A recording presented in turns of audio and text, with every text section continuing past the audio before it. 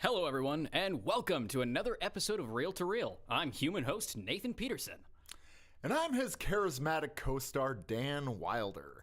Today, we are here to bring you our thoughts and some interesting facts about the movie The Wild Robot. Without further ado, let us wire into the trailer for this robust robot story.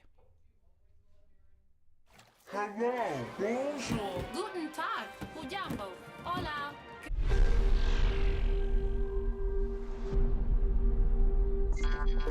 Incident report. At 0300 hours, a number of Universal Dynamics robots were lost in a typhoon. Chance of recovery is unlikely.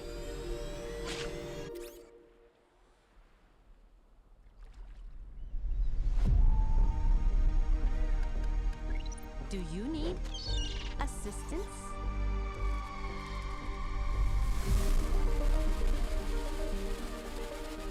Aggression detected. I see your problem.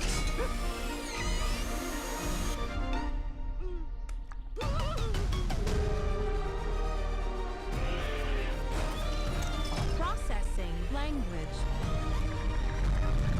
You need to learn how things work on this island.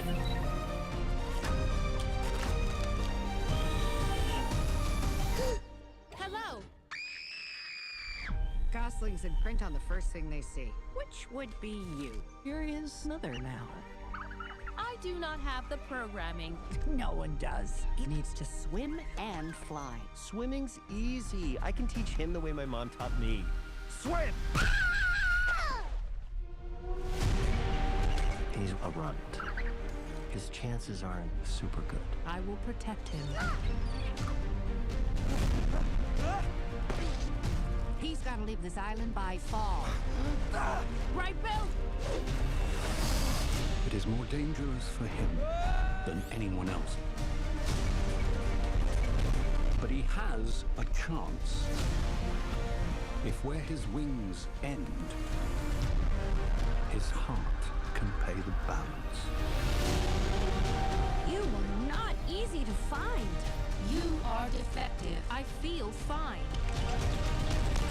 You should not feel anything at all.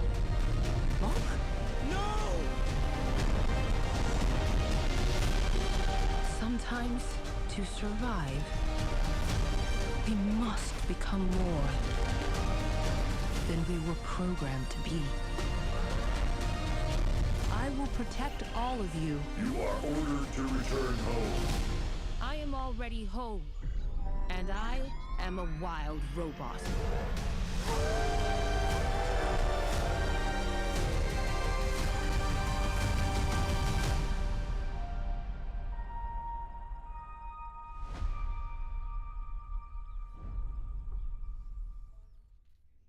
The Wild Robot is a cute story about a robot named Roz being deserted on an island where she is forced to adapt to a wild environment.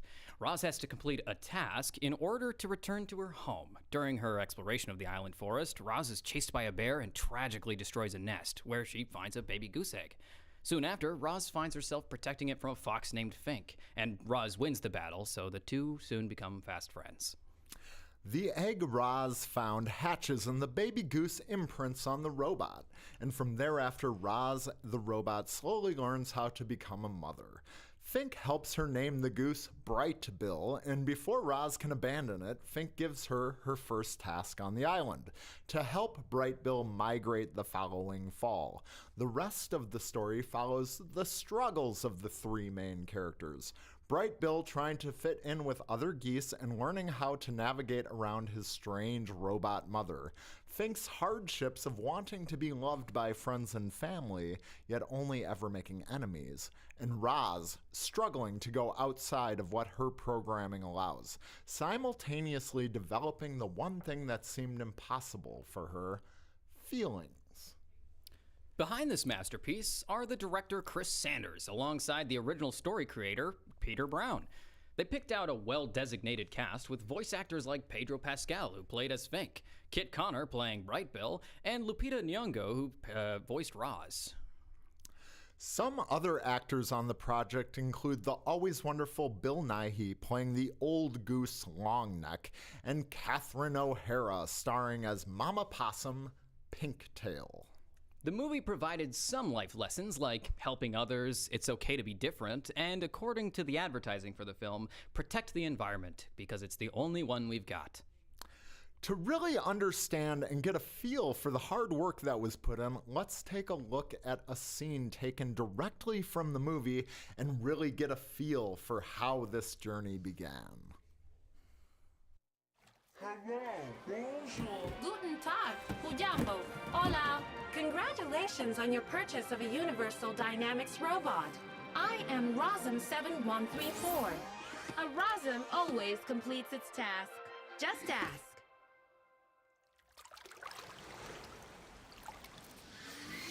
Just ask.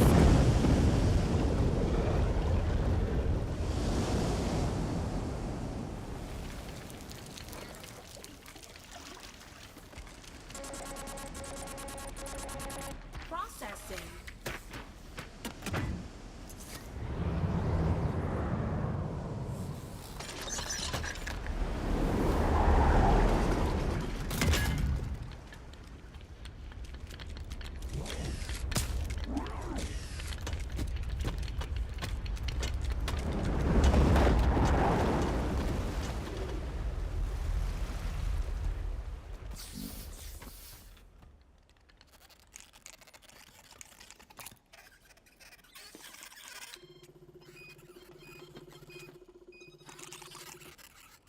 Do you need assistance? Hey, Dan, guess what? What? I have here a conspicuous notebook where I hold all of my forbidden knowledge, like how to cook Sasquatch using an air fryer and 2 sporks. Well, that sounds delicious. Yeah. From this, I'm going to read off some fun facts about the movie. Are you ready? I'm ready. All right. I thought that was your diary, though.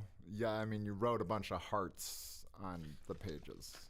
We don't talk about the contents of the notebook. Okay, Dan. How about this? According to the author, Peter Brown, the inspiration for the wild robot came from a sketch he did on a robot in a tree. He then asked the question, what would a wild robot do in the wilderness? Let me take a look at that. Hey. Oh, cool. It says here that the film was scored the same as How to Train Your Dragon 2010, and it has a 98% on Rotten Tomatoes. Give me that. Thank you.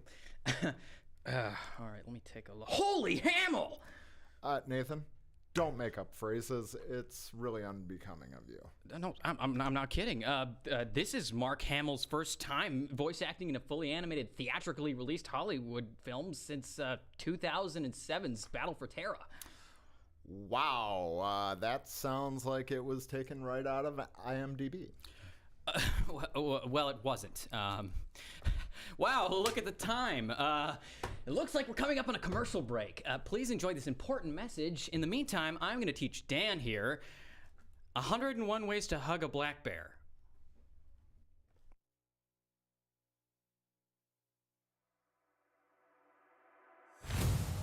We really try and keep track of what's going on in the world as far as what are the trends.